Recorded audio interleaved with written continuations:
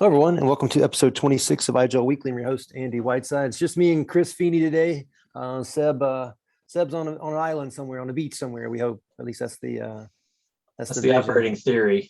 Yeah, yeah. Hopefully, he's having something with a nice little umbrella thing in it. That would be nice. And for some people, I say that jokingly, but for Seb, I could actually see him with a nice big. Absolutely, thing. Probably in the French Riviera. I'm guessing maybe. Oh, just hanging out down there in the Med. Yeah, that's something I got to do. The Greek Isles, Mediterranean. I've got to do that in the next 5 years. Yeah, my bucket list. I had my first business plane flight last week in over a year, and normally I don't read those magazines sometimes, but I happened to catch on two different flights. One, it was talking about Maui, and I was like, that's a great place. I think you've probably been there before, but and the other one on the second flight, it was like it hadn't been August yet. It was the new magazine that had Greece on the front cover. So those are two places I would love to go. So I just grabbed those and brought them home. Yeah, for my wife to look at. But we've got a Davidson College. We have an international exchange student that goes there, did go there, he graduated, computer science guy, and he's from Greece. So it's just normal for them to experience that and live there. And of course, we live in great places, but it's different kind of great. Yeah, no doubt. So I'm actually traveling. I'm in Manhattan today. One of our clients has a new office they're opening in Midtown, and here doing the podcast, and going to help them with, believe it or not, Citrix desktop lock, just so they can evaluate it and figure out what it can do and what it can't do. They've gone from Windows to IGEL to Chromebooks. Now they're back at least wanting to understand the Windows piece, and we'll point out some of the limitations of the free way of doing it in the Citrix world, and go from there. All righty. Well, so Chris, let me pull up on my screen here what it is we're talking about today. I paused for a minute. I got a sales rep from another company calling me that I'm sure he wants to talk about something extremely urgent, but the 10 phone calls I've made to him over the past 3 or 4 months, he didn't respond to any of them. Now all of a sudden he wants to talk about something.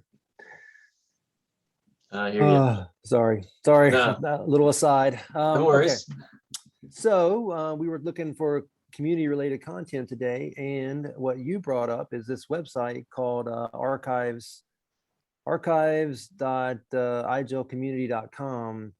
And This is awesome. I mean, this is something that I've needed for a long time, and this is a nice, easy place to go find all these conversations that your members are having. So tell us what the site is. Yeah, so I believe it was officially launched in probably the January, early February timeframe, right when we had our opening, kickoff and our Digital Disrupt conference. So it's the brainchild of our favorite son, Doug Brown, and he had one of his guys, I guess, was on the customer experience support team, help him with this side project to basically, the number one idea was, try to have a place where if you want to see what is being discussed on Slack, but it's hard to kind of filter inside of Slack, have something where it's going out and pulling those conversations in and just kind of populating this. And so that's what the number one goal was to have Chris, a place I can't think of anything more valuable for people in the trenches than a nice web user-friendly place to go find stuff. Right, because it'll take you ultimately to the Slack conversation itself. But here you can do, there's a search option. You can just type in some keywords, and it does a fantastic job of sort of filtering on things. But they added much more than just finding out what's being discussed inside of Slack. As you can see, if you go to that site, there's links to videos. There's the blog site that we often highlight here. And then there's other categories, basically archived by products, more or less, IGEL OS, the UMS, ICG, for example. There is like a ton of content here, and so I will often go here and just kind of, if I'm looking for something to see if conversations occur out there in Slack, it's been a great place. And so some of the things that we can kind of dive into, maybe some of these questions are, are really great. Sometimes, they're odd things that you may never ever run into. And so as you're typing in, let's see what we get with domain join. And so you can see it kind of filters on some of those key. You got, domain controller, scenarios. How do I set up a default domain with Citrix self-service? There's a domain, on the ICG certificate domain, how do I handle that, for example? So the variety of different things, how do I start Firefox with certain domain credentials with template key? And so some, but it's all about what's being discussed in the community. And I think just a great resource in general, just to make sure you bookmark it and definitely go there if you're trying to find something. Chances are you'll find a really good piece of information.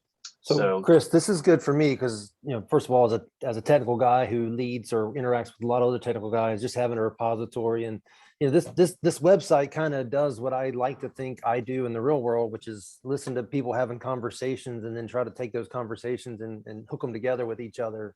One of my biggest frustrations in my career is, seeing two people struggling with the same issue, but not able to talk to each other about it and not even looking for each other to talk about it. Yeah, I think you and I are in the same boat there. I think that when I began to get into I would say my sales engineering, career, I began to notice in a lot of situations you're out there by yourself, but there's a brotherhood or sisterhood, if you will, of other folks in your same situation, and you might run into something. And I remember when we, I'm trying to remember the earlier years if it was just email or wasn't anything like Slack for sure, but I would post a question, get on a plane would take off. By the time I landed, I had responses from my colleagues overseas here in the US. Maybe they're just starting to wake up or whatever. And somebody that week or the week before had just dealt with that same exact situation. Now I had a solution to go solve that problem. And that was just awesome. But trying to pull this type of information together, like how do you, this knowledge that people have. And so early on, it just came to me that, any success, and I know Doug Brown certainly talks a lot about this, is sharing. I've learned that if I run into something, chances are there's probably somebody out there right now or this week or next week is going to run into the same exact situation. And sharing that information, because it makes no good to just hold it to myself, and just this mentality of like, if I run across something, I solved a problem, share it. And now we use Teams internal, we have topics and we can post questions or solutions or whatever, but it's great to see that collaboration. But it also, when you see people not realizing that, they're not the only ones that probably ran into this before, but yeah, this is great to kind of see what the community at large, customers, partners, employees, whatever are out there discussing. So here's another angle on it too. I mean, we work in a world of information technology where most people are not super open about sharing, and sometimes it's just humility, and they don't want to, act like they're the smartest guy in the room all the time, so they don't, they don't put stuff out there. But this makes it easier, right? This just takes conversations that are happening anyway and make those available to people who need them, so that the people who are having the conversations don't have to make that extra step, put themselves out there intentionally. It's all part of the community, kind of organically helping each other. Yeah, well, that's a great point. I mean, just you're right. Before we started, I was thinking, I've lately been sort of testing out a connection to my laptop, just do an RDP connection just to see, like, hey, what can I use after I make that connection? Can I use my microphone, my video, that type of thing, right? And I was initially, when I started, I was having some trouble trying to get that connection right. It was giving me some kind of error message, and I knew my credentials were right. So I just poking around, I made a setting change, and now I'm no issues getting in. But I am now trying to figure out what's doable. I can apparently the camera works, but the microphone doesn't, right? So not really that urgent, but it's one of these things where I was like, I just post it out in the community and see what kind of response I get. I haven't done that yet, but the idea just to kind of see, but also not feel like, well, I'm an IGEL employee, I should know everything. That's a bunch of crap. There's no way you're going to ever know everything. And if you do, please open your shirt and let me see your Superman, behind the scenes. I mean, there's just Right. absolutely no way you can have no. Well, and a lot of times what I've found is the people who are the doers, in other words, the people that are the sysadmins, the consultants, the engineers, when it comes to specific things, they probably know more than the person working at IGEL because they're actually doing it every Yeah. day. And when it comes to some specific task or some specific integration piece, they do it and live it every day. They really are the expert. Yeah, I would say that, for me, with IGEL, one of those things was, building out ICG, for example. If you do it once, great. You're probably going to forget exactly all the steps you went through. Same thing for custom partitions or whatever. And, Ron or Nair has done a great job of sort of, leveraging GitHub and showing you everything that needs to be done behind the scenes if you build it manually. But then he said, hey, check this out. Run this little script, and it basically does everything I just showed you. And you'll save like, lots of time. It'll build that CP in the format it needs to be in about 45 seconds or something, right? So but as you do something more, I mean, we're watching the Olympics, right? I mean, you see these athletes, and they've run these routines hundreds and hundreds of times probably, and they do it in their sleep. If you don't do something regular, you're going to lose your skill set. It's going to be a little rusty. Yeah. And it's okay to ask questions, like, and if you're the one responding, I mean, certainly, I mean, Well, I think it's a great example. You take the judge and the commentator and the actual athlete. They go and they do 5 flips, and you're like, oh, that was amazing, and the commentator's like, oh, that's so disappointing. I'm like, what are you talking about? Well, they were supposed to do 6 flips. Oh, well, I wouldn't have known any different. Thank you. exactly. Yeah, I mean, you could, like, they're spotting these things, like they just know, like the other day somebody was doing the vault, and they could tell that right before they went to do their flipping stuff, their feet got a little, like their cadence was off, and it messed up, and they had to end up with a much more simple vault. Now, simple for us looked very challenging. I mean, it was like it was like 4 or 5 flips or something, right? But when it could have been, maybe 10 or something, right? Just, obviously stupid example, but yeah, but they're able to spot that stuff. But I think, like anything, it's a skill set, right? I mean, practice. I mean, I've still, retained knowledge from my days and, at a prior company, and I'm often asked for that, and I'm happy and willing to share, so if others are struggling, whatever, like, hey, here's a little shortcut, or here's exactly how to do it, kind of thing, right? But yeah. Hey, so Chris, let's put the site to the test. Give me just one topic that you've recently run into somewhere in your travels. We'll plug it in here and see if we get a positive result.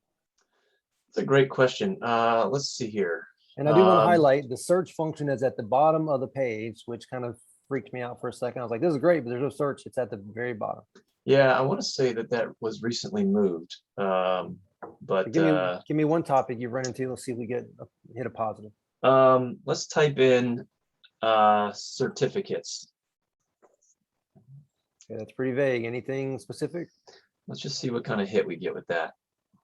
I'm dialing in specifically to ICG. Let's see. How to import device certificates to the Google Chrome browser. That's probably a very, very, very, very, very common one. I have not, some of these I have not actually dealt with before, but let's see here. IGEL, ICG, Let's Encrypt. Yeah, let's go with that one. So pretty close. We'll blame you because that was a pretty vague search, but yeah. So obviously one of the things, there's this particular Slack conversation references a KB article, and so I actually recently was setting up one with my buddy Jeff Kahlberg. He actually had gone out and has a wildcard cert that expires, not every month or something like that, but it goes a certain time. We're going to have to actually renew it here coming up. But we went through the exercise of setting up ICG and importing the root CA and the signed cert and all that stuff.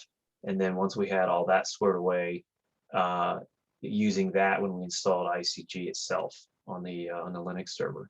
So, but if you've never been through that and you're just trying to get a sense of, hey, where are all the details on this, you can do ICG certificate or something like that, and obviously you get a really nice conversation, and you can go right to the Slack conversation itself if you need to. But this is, we cover this topic in the IGEL. There's an IcePack ICG course in IGEL Academy, and it kind of goes you through step by step on this type of thing. But the key thing, obviously, if you're doing a wildcard cert is, you could either do one of two things, right? You could do, just the asterisk dot whatever domain. You could do that plus, each of the ICG servers, the host names themselves. So it kind of covers all your bases, right? If you're going to be using that. So there's some tips in here about, doing that. But at the end of the day, what does this really come to? Well, when you're setting up IGEL and you're connecting into ICG, if you're using a cert that's been trusted by the root CAs that are already built into IGEL, the user's not going to get prompted for that fingerprint ID, right? Usually there's, which is the guidance, right? That's exactly right. Let's choose something that's trusted. However, we know sometimes people work in places where they're told to use something else. Yeah, and so obviously the UMS can generate a cert. It's not publicly trusted necessarily by the IGEL OS in the sense of, you're making a public connection there. So if you want to change that and you don't want the users to have to, figure out what's fingerprint ID to plug in if they're going in through ICG, then just swap that out with a cert, from something like Let's Encrypt or GoDaddy or, one of those XenTegra, for example, and then the onboarding of the user through the ICG agent setup is a little more streamlined. Right. So that's one. Well, we proved our point, right? That if you're looking for help, there's a ton of help waiting for you. This is just a great enabler to figure out a way to go get that. So now I'm curious. I mentioned my prior company. I don't think that's, anybody can look it up, but type in the search. Let's see what comes up with Imprivata. Okay. I'm curious to see what chatters out there. All right. Imprivata. IMPRAO. PRIV. All right. Am I spelling it right? PRIVATA.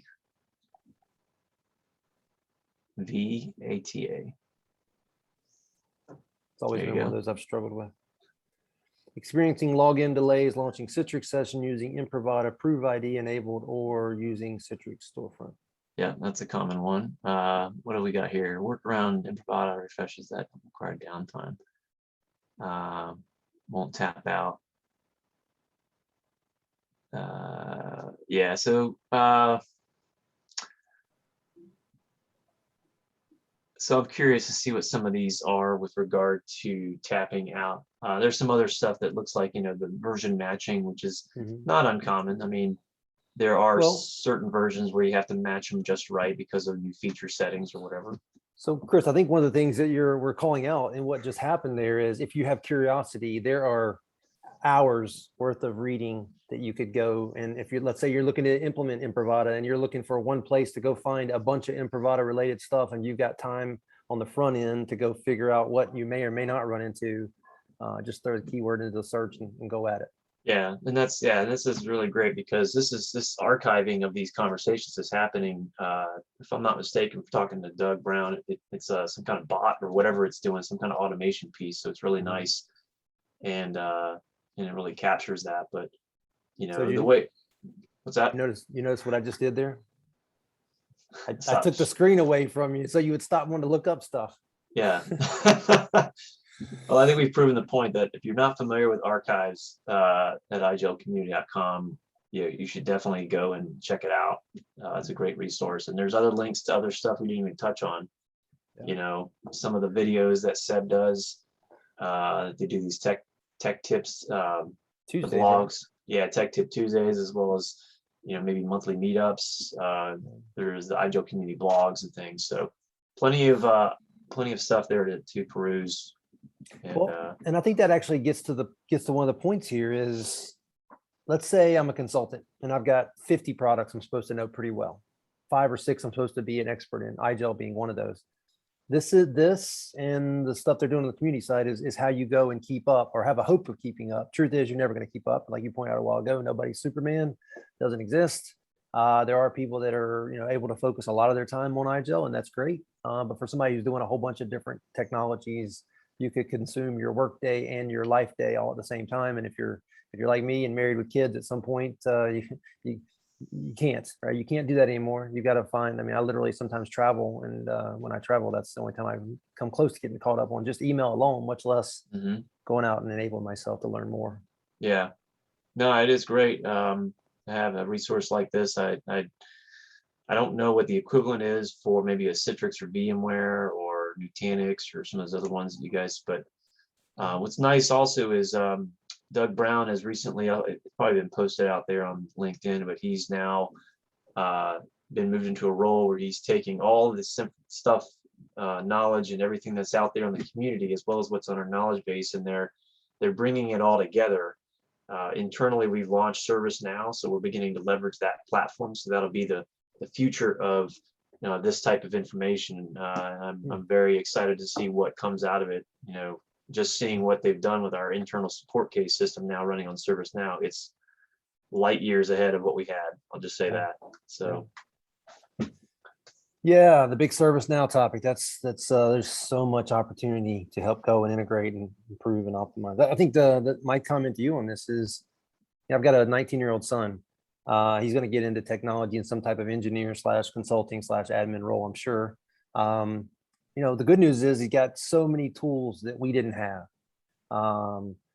Just simply the idea that you could virtualize a test system and take a snapshot, blow it up, and then revert it back to the snapshot.